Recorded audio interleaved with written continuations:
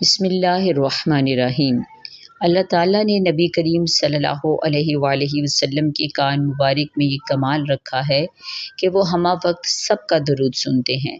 نبی کریم صلی اللہ علیہ وآلہ وسلم سے محبت کرنے والے مسلمان اگرچہ لاکھوں میل دور مشرق میں ہوں یا مغرب میں، جنوب میں ہوں یا شمال میں، عرب میں ہوں یا عجم میں ہوں، صحرا میں ہوں یا سمندر میں، آبادی میں ہوں یا ویرانے میں، پہاڑوں کی چوٹیوں پر ہوں یا گہرے غاروں میں، الغرض کسی بھی مقام پر ہوں، نبی کریم صلی اللہ علیہ وآلہ وسلم اس کے درود کو سن لیتے ہیں۔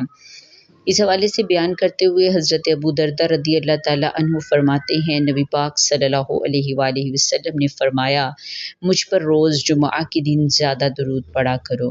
اس دن فرشتے حاضر ہوتے ہیں، تم میں سے کوئی بھی شخص مجھ پر درود نہیں پڑھتا مگر اس کی آواز مجھ تک پہنچ جاتی ہے، چاہے وہ آواز جہاں کہیں کی بھی ہو۔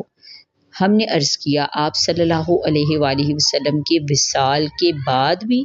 تو آپ صلی اللہ علیہ وآلہ وسلم نے فرمایا، میرے وصال کے بعد بھی، کیونکہ اللہ تعالیٰ نے زمین پر حرام کر دیا ہے کہ وہ انبیاء کرام کے اجسام کو کھائے۔ سبحان اللہ۔